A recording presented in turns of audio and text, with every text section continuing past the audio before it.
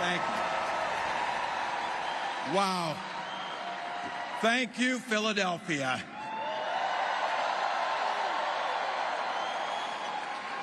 Thank you, Madam Vice President, for the trust you put in me, but maybe more so, thank you for bringing back the joy.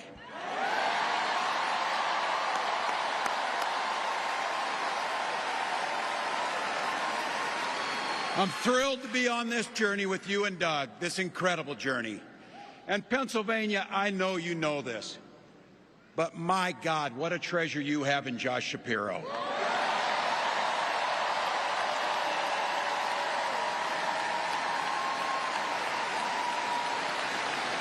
Holy hell, can this guy bring the fire? He can bring the fire. This is a visionary leader. Also, I have to tell you, everybody in America knows when you need a bridge fixed, call that guy.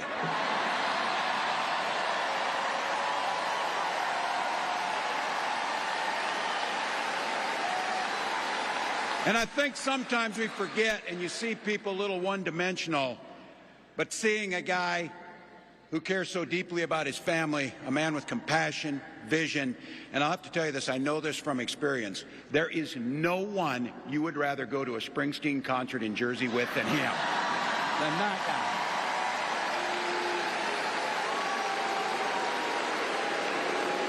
guy. Roots.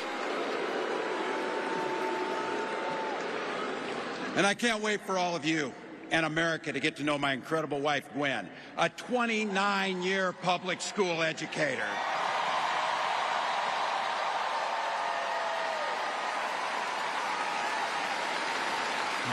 Don't ever underestimate teachers.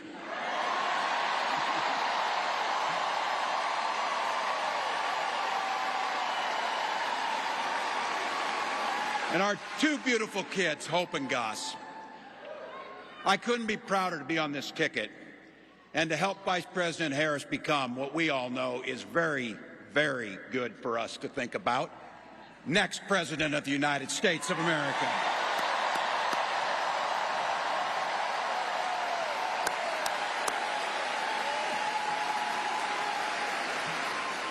From her first day as a prosecutor, as a district attorney, Attorney General of the great state of California, a United States Senator, and Vice President of the United States.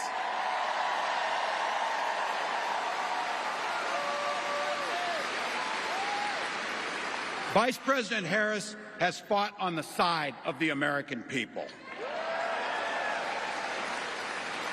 She took on the predators, she took on the fraudsters, she took down the transnational gangs, she stood up against powerful corporate interests, and she never hesitated to reach across the aisle if it meant improving people's lives.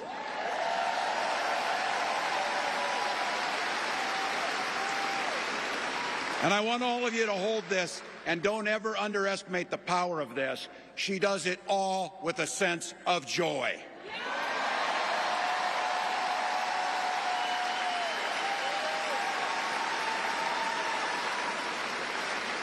I know a little something about that commitment to people. I was born in West Point, Nebraska. I lived in Butte, a small town of 400, where community was a way of life. Growing up, I spent the summers working on the family farm. My mom and dad taught us, show generosity towards your neighbors and work for a common good.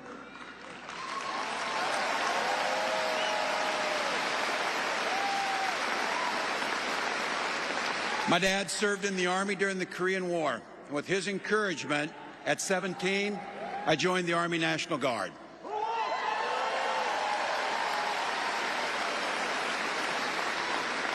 For 24 years, I proudly wore the uniform of this nation.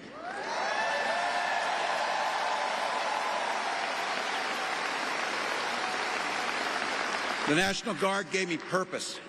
It gave me the strength of a shared commitment to something greater than ourselves.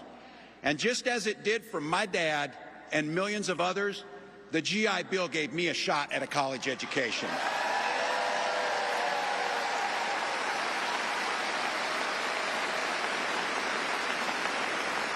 My dad was a teacher. My brothers and sisters and I followed in their footsteps. 3 out of 4 of us married teachers. What we do.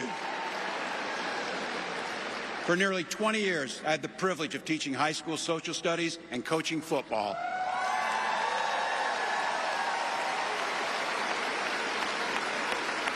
Including winning that state championship. So thank you. Don't ever close the yearbook. Don't ever. But it was my students. They encouraged me to run for office. They saw in me what I was hoping to instill in them, a commitment of common good, a belief that one person can make a difference. So in 2006, I took a leap and I ran for Congress.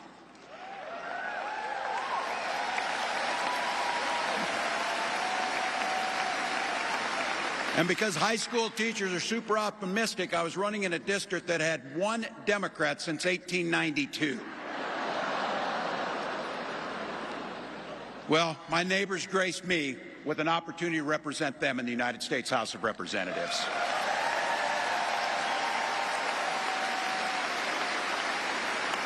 I'm proud of the work we did there together. I worked across the aisle on veterans issues, on agriculture, and on ways to grow rural economies. I learned the art of compromise without compromising my values.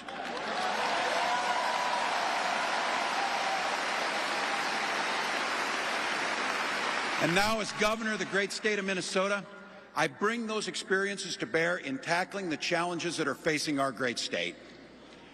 Minnesota's strength comes from our values, our commitment to working together, to seeing past our differences, to always being willing to lend a helping hand. Those are the same values I learned on the family farm and tried to instill in my students. I took it to Congress and to the state capitol, and now Vice President Harris and I are running to take those very values to the White House.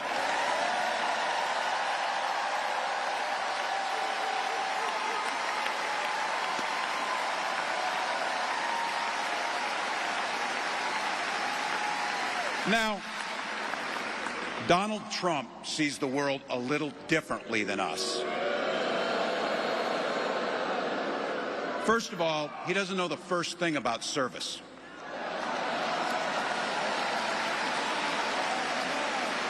He doesn't have time for it because he's too busy serving himself. Again and again and again, Trump weakens our economy to strengthen his own hand. He mocks our laws. He sows chaos and division. And that's to say nothing of his record as president. He froze in the face of the COVID crisis. He drove our economy into the ground. And make no mistake, violent crime was up under Donald Trump.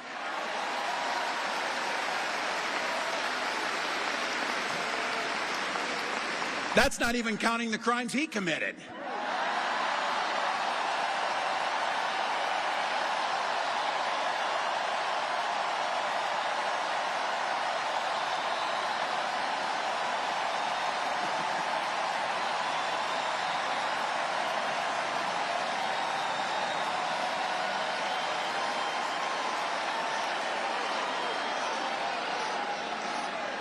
You know, some of us are,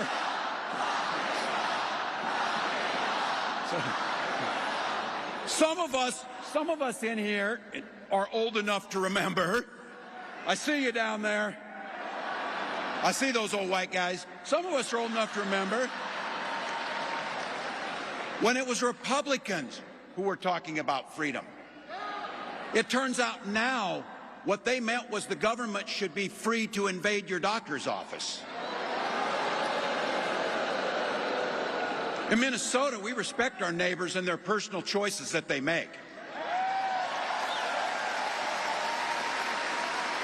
Even if we wouldn't make the same choice for ourselves, there's a golden rule. Mind your own damn business.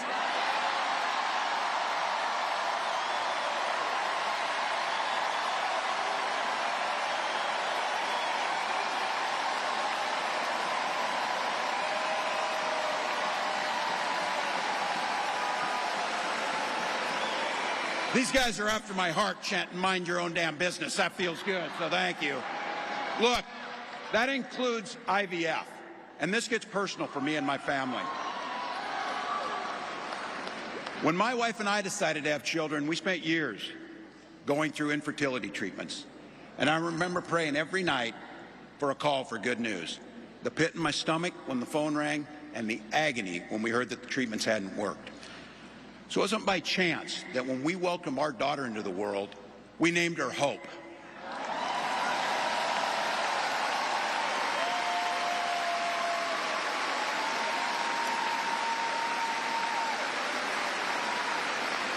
When Vice President and I talk about freedom, we mean the freedom to make your own health care decisions.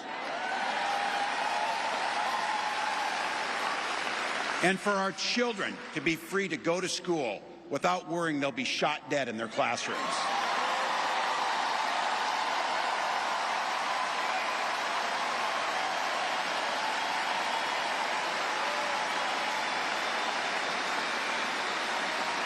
By the way, as you heard, I was one of the best shots in Congress, but in Minnesota, we believe in the Second Amendment, but we also believe in common sense gun violence laws.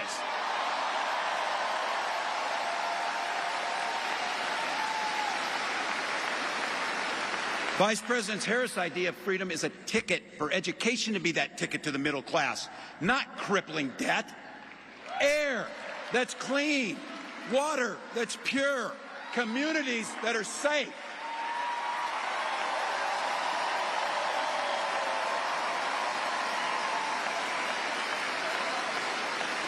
A place where we settle our political differences not through violence, but with our votes.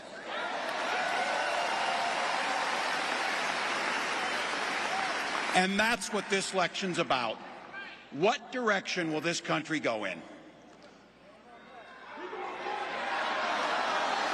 He's not going back. Well, Donald Trump would damn sure take us backwards. Let's be clear about that.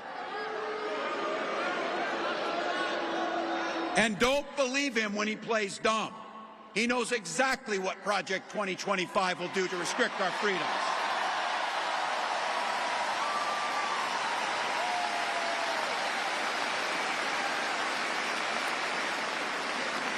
To rig the economy to help the super rich. If Trump gets a chance to return, he's going to pick up exactly where he left off 4 years ago. Only this time, it will be much, much worse. Raising costs on middle-class family.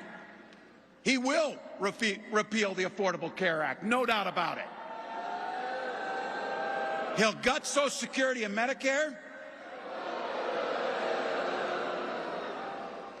And when somebody tells you they believe him. He said he'd ban abortion across this country, and he'll do it, whether or not Congress is there or not.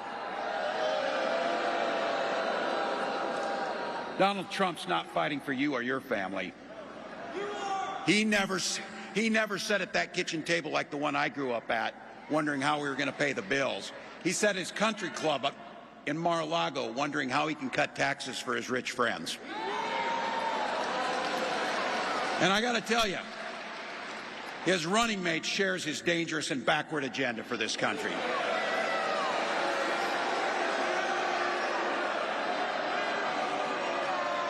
J.D. Vance literally wrote the foreword for the architect of the Project 2025 agenda.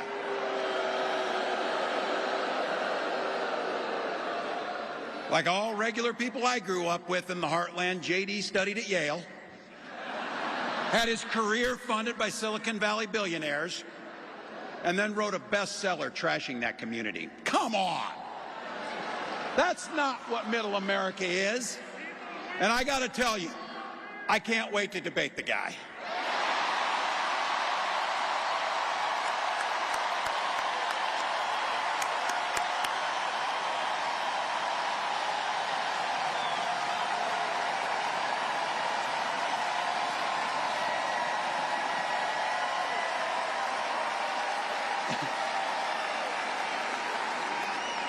That is, if he's willing to get off the couch and show up. So, you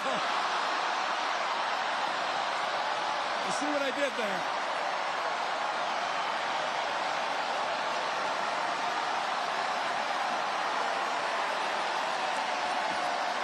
Look.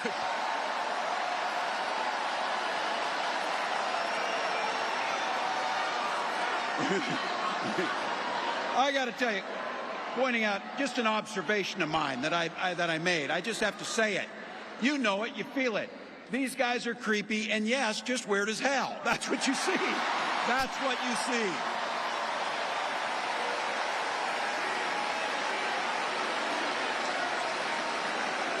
So you know what's out there, so say it with me. We aren't going back. We aren't going back. We are not going back.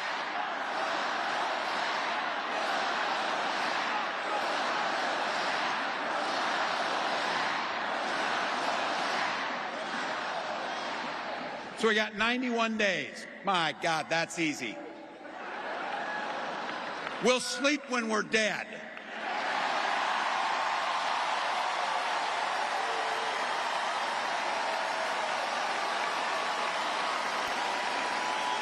Over those next 91 days and every day in the White House, I'll have Vice President Harris's back. Every single day. And we'll have yours.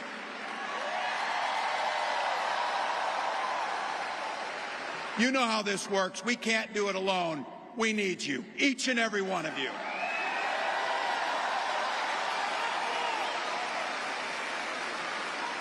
Go over to KamalaHarris.com, get on board, because we need you.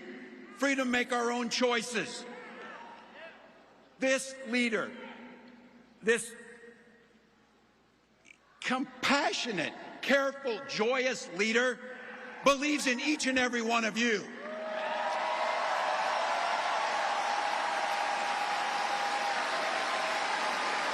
My God, you came here tonight to sit at the very top because you love this country and you're not going back.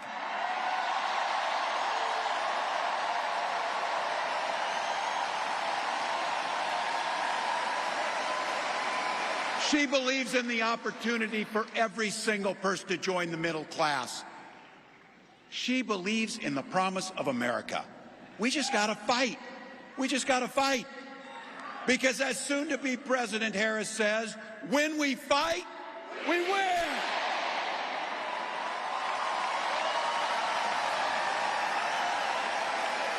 Thank you, Philadelphia. Thank you, Vice President. God bless America.